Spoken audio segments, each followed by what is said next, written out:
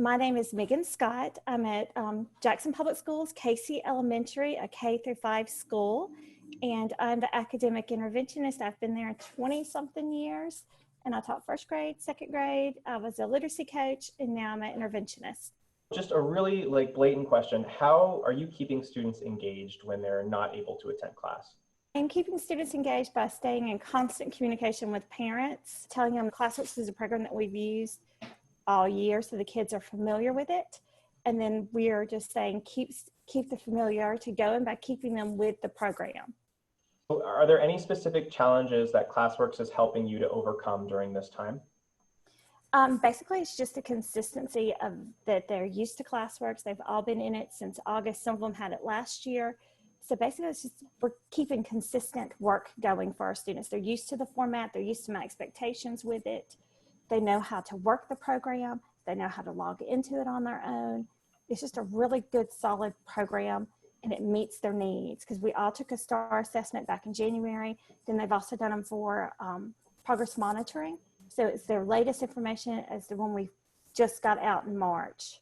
So based on their STAR, I've been updating the ILPs, going back in there and adjusting things as we need to.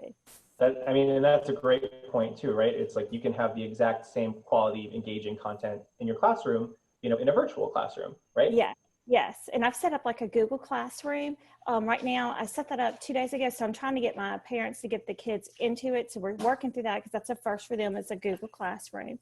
You know now that you can link activities right through Google Classroom using your LMS, right? You have access to all 7,000 Classworks activities, and you can link those right to your Google Classroom so your students can access it right there.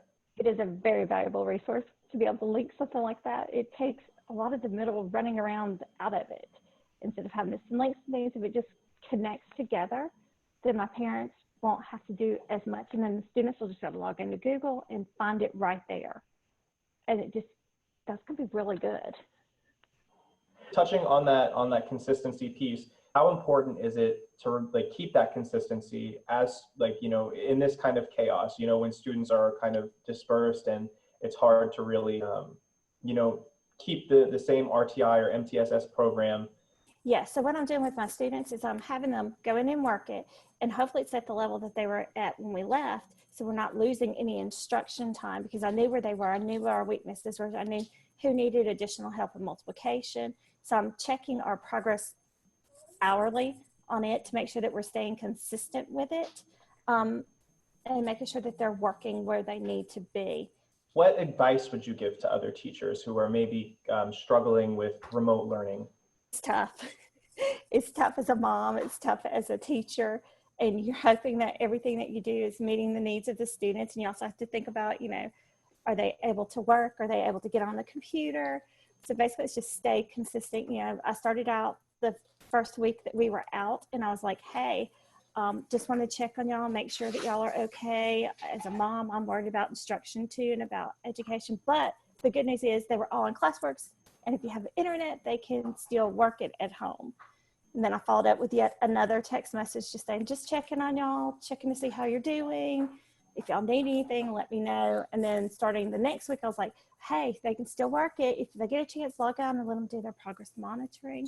And then from the progress monitoring, this week I said, hey, let's try to get some of the actual work in there with the progress monitoring at our 80%, which is what they're used to. That's awesome, Megan. Great job. So what specific advice, if any, do you have for parents? You're talking about how it's hard as a teacher and it's hard as a mom. Is there any, some parents are completely in the dark, when it comes to the world of education. Now, they have the responsibility of kind of being that facilitator in a lot of ways between their child and education. Do you have any specific advice for parents? One day at a time. That's basically how we're living here. One day at a time. I'm sitting here right now. I've got my college child sitting next to me doing an online exam. I've got my other child up here on the couch working on her online classes. It's literally one day at a time, and breathe, and it's going to be okay. Nobody's perfect at this. We're all making our way through it. Keeping with the familiar programs is helpful. Is there a way that Classworks helps keep parents in the loop? I'm able to take the reports that we get and send them via email, or even take a picture of my cell phone or send a snapshot from the computer to the parents. I'll get a text and they'll say, through school status will say something like, is so-and-so making progress? And then I can go pull up their progress monitoring and say, this is where we're at. There was a slight dip this past week, but with us being out of school, I don't, I kind of expect a slight dip, but we'll get it back up. I think last week I had 25 out of 29 students do their progress monitoring online, which I was like, that is so good. So, and then as of yesterday morning, I had 17 out of 29 on a Monday who completed their progress monitoring. So I was like, we're going to be there by the end of the week. And there are a couple that I know are living out of state right now. I think because we're out for this extended stay, they went to live with another parent or grandparents. So I know I won't be able to reach them as easily as I am my other parents. Kind of piggybacking off of that, how are you keeping in touch with students? Is it mainly through the parents or? We have Zoom hours. So from 8 to 10 is our K through 2 Zoom hours, and 10 to 12 is our 3 through 5 Zoom hours. And I just pop in. So every grade level every classroom has a Zoom time. So I just pop into all the different Zoom times. I've been doing that since 7:45 this morning. And then I'm there. If the parents need me, they can reach me through that as well. Do you have like a schedule or something when you were starting to kind of build your, okay, this is how I'm going to keep track of my students while this is all going on plan? Was there a particular like framework or schedule that you wanted to build to provide to parents to keep their students on track?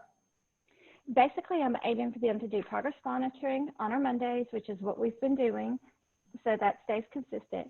And then I'm trying to get them to shoot for 1 or 2 lessons, hit some of that and complete a lesson and activity per week right now.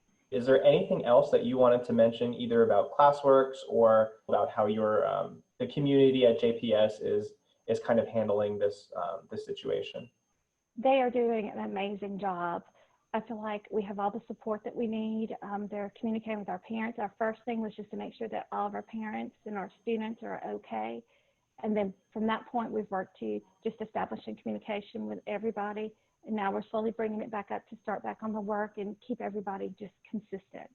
That's awesome. And just as a reminder, we have, you have complete access to your CNI, whenever you need them for help. Okay. So always remember that resource is there for you. If you have any questions or want to troubleshoot or even talk about your day, even they're there for you. Thank you. You're welcome. You're welcome. I think that's all I had for you, Megan. This was absolutely phenomenal. Thank you. I appreciate it. You're welcome, Megan. And you're doing such a great job. Keep up the great work. We love hearing from you, and we love seeing like all the great tweets and stuff. So again, just really thank you for being an awesome, amazing rock star educator and helping to make the world a little bit better of a place during all this. For sure. Yeah, we're here for you whenever you need it. Well, thank you. You're welcome. Take care. Okay, you too. Bye-bye.